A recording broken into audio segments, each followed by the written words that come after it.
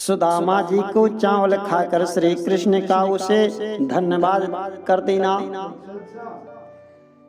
श्री सुखदेव जी महाराज बोले कि हे राजा परीक्षित, इस प्रकार श्री कृष्णचंद्र जी अपने प्यारे सखा सुदामा जी के साथ बालकाल की सुखदायक बातें करते हुए मन में यह सोचने लगे कि स्त्री के कहने से मेरे पास धन मांगने के लिए आए हुए हैं। श्री कृष्ण अंतर्यामी है।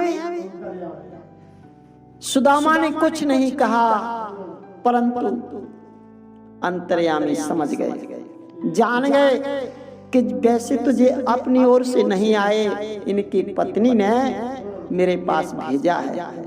और भेजा किस लिए है? कुछ धन के लिए भेजा है। और ये मेरे लिए चावल लाकर भी उसे लज्जा से छिपाए हुए बैठे हैं। श्री कृष्ण भगवान सोच करते हैं कि देखो, इनकी पत्नी ने चावल बांध दिए, परंतु ये संकोच के कारण ये चावल छिपाए बैठे हैं, देते नहीं हैं। ऐसा समझकर भगवान श्री कृष्णचंद्र जी सुदामा जी से मुस्कुरा करके कहने लगे। कृष्ण भगवान ने कहा कि अरे ओ भाई सुदामा, भाभी ने हमारे लिए क्या भेंट भेजी है बताओ। उन्होंने जो दिया है सो देते क्यों नहीं हो सुदामा?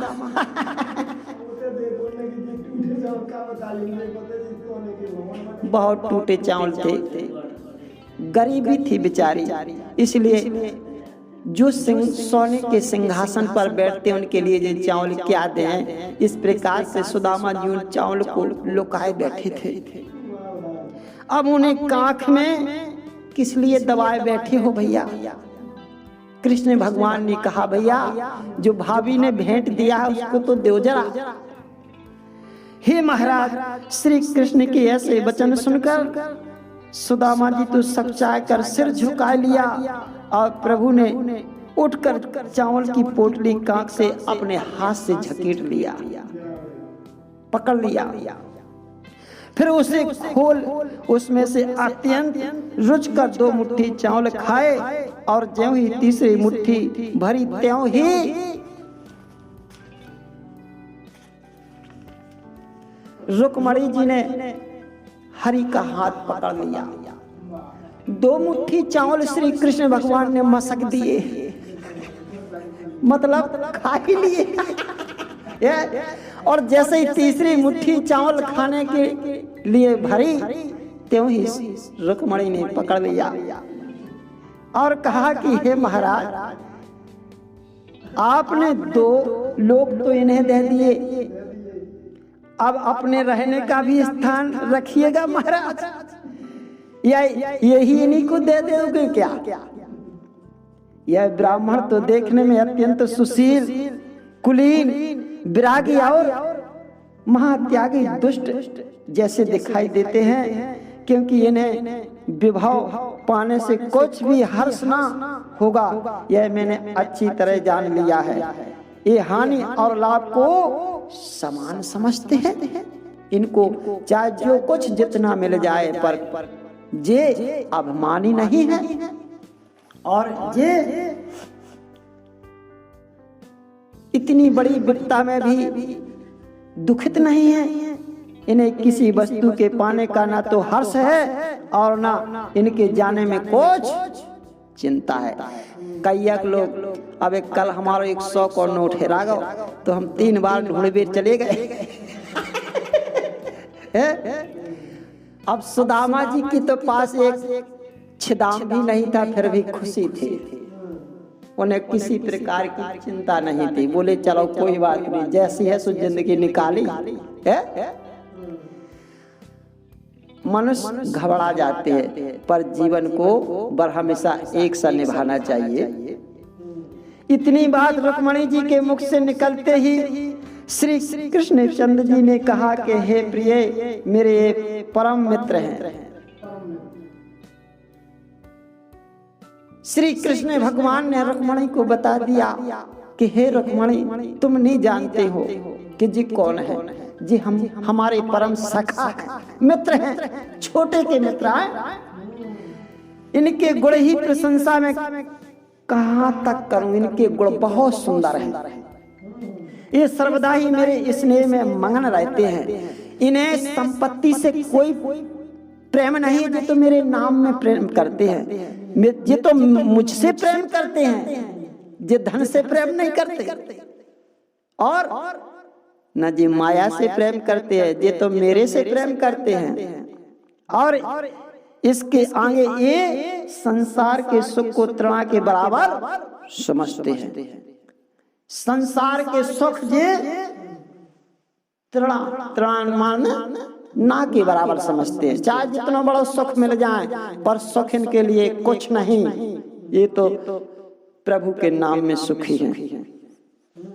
श्री सुखदेव जी महाराज बोले कि हे महाराज, ऐसे अनेक प्रकार की बात कर प्रभु रुक्मणी को समझा कर सुदामा जी को मंदिर में लिवा ले गए, और वहां उन्होंने सट रस भोजन कराए, पान खिलाए, लज्जा सैया पर ले जाकर बैठला दिया।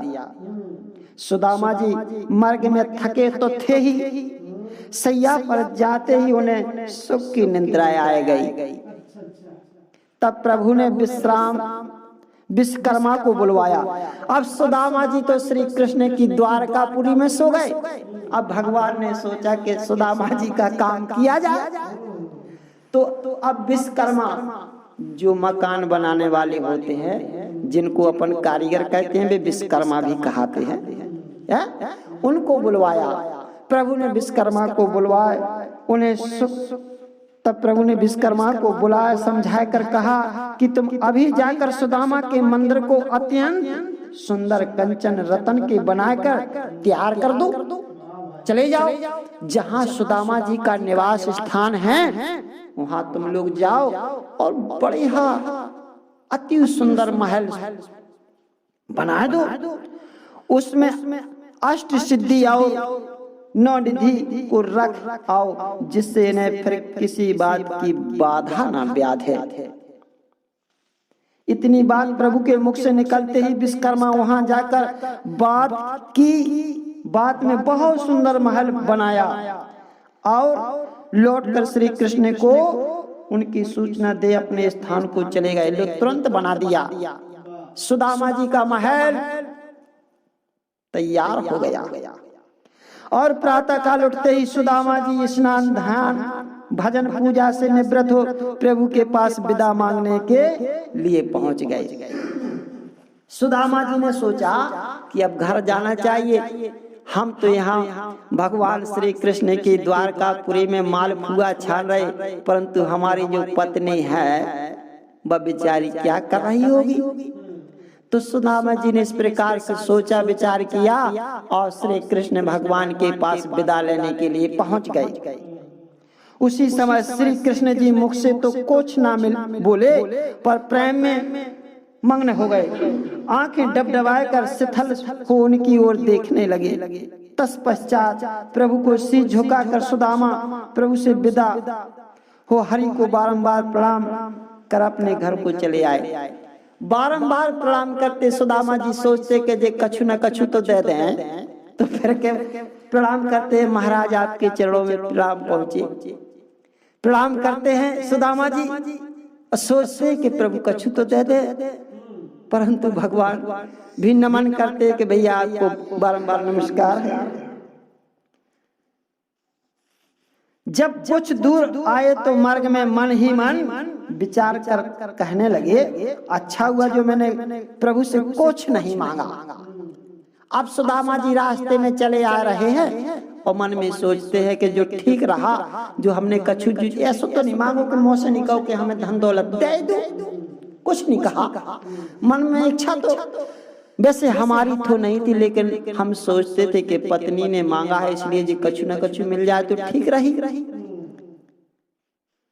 मांगा तो वे देते अवश्य, किंतु मुझे लोभी और लालची भी समझ लेते।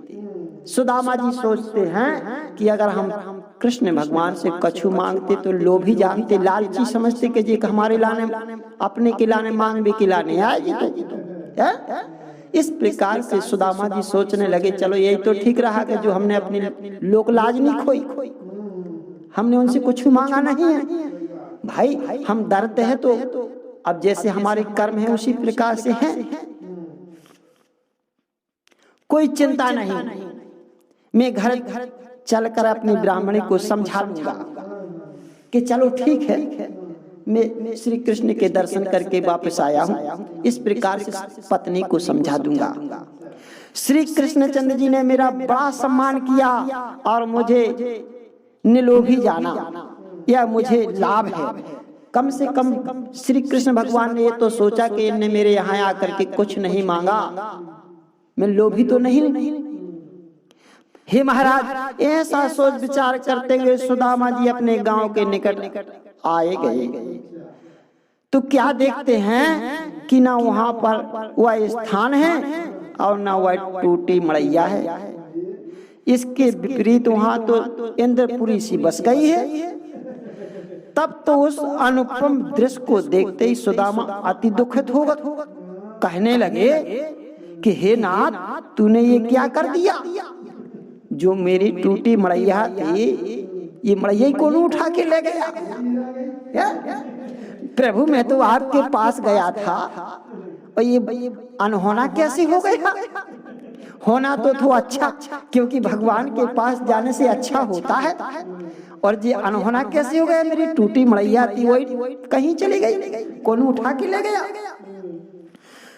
हे प्रभु, हे दीन दयाल, ये क्या हो गया? एक दुख तो था ही और दूसरा दुख मेरे पास आ गया। यह से मेरी झोपड़ी क्या हुई और ब्राह्मणी भी यहाँ नहीं है।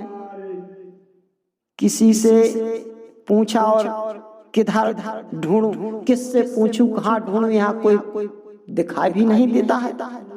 इतना कह द्वार पर जाकर सुदामा ने द्वारपाल से पूछा कि यह अत्यंत सुंदर महल किसका है? वहां पर कोई दिखाई दिया तो सुदामा जी ने उनसे पूछा कि अरे भाई, ये महल तो बताओ किसने बनवा लिया है? तब द्वारपालों ने कहा कि श्री कृष्ण के मित्र सुदामा जी का महल है। द्वारपालों ने कहा कि अरे भाई, तुम नहीं जानते कि जी किसका महल है? जे श्री कृष्ण का मित्र जो सुदामा नाम का ब्राह्मण है, उसी का महल है ये। यह बात सुनते ही सुदामा कुछ कहना ही चाहते थे, इतने में भीतर से उनकी ब्राह्मणी अच्छे अच्छे वस्त्र पहने, नख से शिक्षित तक श्रृंगार किए, पान खाएं, सुगंध लगाएं, सखियों को साथ में लिए पति के निकट आए पहुंची और पायन पर पटंबर डारे, हाथ जोर ए बचन उचारे, ठाणे क्यों मंदिर पग धारो, मन सो सोच करो तुम न्यारो, तुम पाछे विश्वकर्मा आए, तिन मंदिर पल माझो बनाए। ब्राह्मणी ने कहा कि हे महाराज, आप द्वार पर क्यों सोच करते हो? जब से तुम यहाँ से निकले थे तभी से भगवान श्री कृष्णचंद्र जी ने तुम्हारी मड़ैया को यही महल बना दिया। आओ, जी श्री कृष्ण की सब सेवा का फल है, अंदर आओ महल के। इस प्रकार से ब्राह्मणी अपने पति से कहती है, हे महाराज, ब्राह्मणी के मुख से ऐसी बात सुनकर सुदामा जी मंदिर में गए तो वहां अत्यंत विभव के एक मित्र देख महा उदास हो सोचने लगे। तब ब्राह्मणी बोली कि हे स्वामिनी, धन पाकर लोग प्रसन्न होते हैं, अगर धन मिल जाए तो सभी लोग प्रसन्न हो जाते हैं, और तुम क्यों उदास हो गए महाराज? आप उदास क्यों हो रहे हैं? इसका क्या कारण है? जो कारण हो कृपा कर हमको बतलाइए। ब्राह्मणी ने कहा कि हे महाराज, श्री कृष्ण भगवान ने तुमको जो महल दिया और तुम प्रसन्न नहीं हो, आखिर इतने दुखित क्यों हो? जिससे मेरे मन का संदेह दूर हो जाए आप बतलाइए महाराज। सुदामा जी महाराज बोले, हे प्रिय, यह माया बड़ी ठगनु है। जो माया भगवान ने हम तुमको दिया है, जी माया बहुत ठगनु आए है, जो ठगन करती है। इसने सारे संसार को तो ठगा है और मेरे पास भी ठगने के लिए आ गई है। वह प्रभु ने मुझे दे दी, मेरे प्रेम का विश्वास ना किया। भला यह माया किसने इनसे मांगी थी?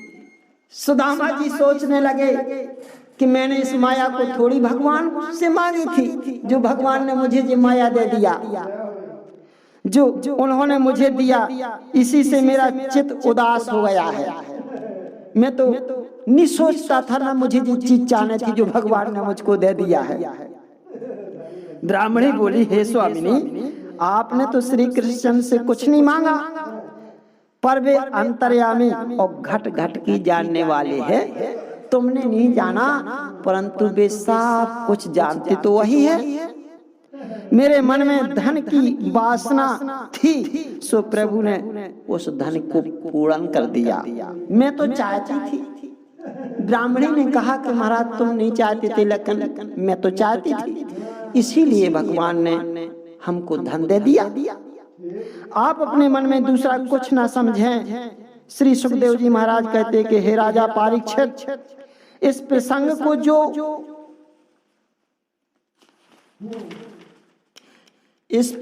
को जो सर्वदा सुनेगा और जो सुनावेगा, वह मनुष्य जगत में आकर कभी दुखी नहीं होगे, कभी भी दुखी नहीं होगा। जो इस चरित्र को सुनेगा और जो इस चरित्र को सुनावेगा, वह संसार में कभी दुख नहीं होगा, अंतकाल वैकुंठ धाम में भी जावेगा। बोलिए श्री कृष्ण भगवान की जय जय जय।